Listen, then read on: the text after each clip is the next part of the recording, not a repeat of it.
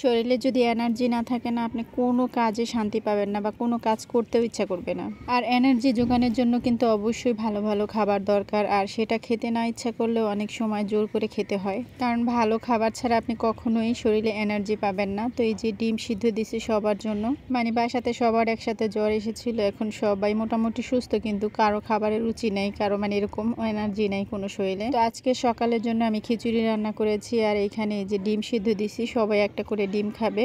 তারপর এই যে চলে আসছি গেটের সামনে, এখানে আরহামকে ব্রাশ করাচ্ছিলাম। আরহাম না ব্রাশ একদমই করতে চায় না, মানে জোর জবরদস্তি কোনো রকম ওকে ব্রাশ করাচ্ছি, কোনো এটা সেটা বলে আর কি, লোভ দেখিয়ে। আসলে কিছু কিছু ভালো কাজ আছে না, বাচ্চাদের সামনে করা উচিত। আগে যেমন আমরা আলাদা ছিলাম, তো আমরা ব্রাশ করতাম হেঁটে হেঁটে বাসার মধ্যে, আর বাসাতে তেমন কাজও ছিল না, ওর সামনে ব্রাশ করতাম, হাঁটতাম সকালে, তো ও আমাদের সাথে সাথে ব্রাশ করতো। এখন না, আমরা এবার সাথে আসার পরে আমরা সবাই বাথরুমের মধ্যে মানে ভিতরে ঢুকলে একদম ফ্রেশ হয়ে বের হই, ও আর ব্রাশ করতে দেখে না কাউকে, শুধু ওকেই আমরা ব্রাশ হাতে দিয়ে বলি ব্রাশ করো, তো ও আর ব্রাশই করতে চায় না। এই ছেলেটা একদমই দাঁতে পোকা ধরে গেছে।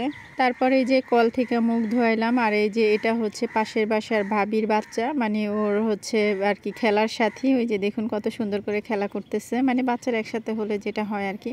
তবে আমার ছেলে কারো গায়ে হাত তুলতে পারে না, মানে ও খুবই নরম, কিন্তু ওর গায়ে সবাই হাত তোলে এখানে আর কি, টুকটাক থাপ্পড় দিবে, ঘুষি দিবে এই আর কি।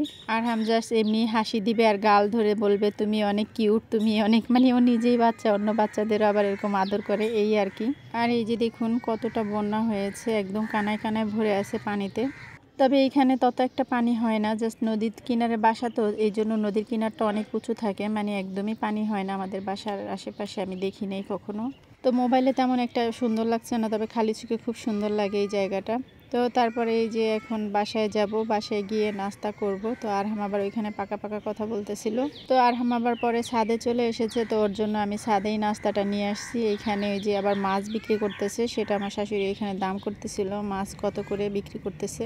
তো এই তো আরহামের জন্য খিচুড়ি নিয়ে আসছি, খিচুড়ি, ডিম ভুনা, ডিম সিদ্ধ, খিচুড়ি আর আচার, আলু ভর্তা।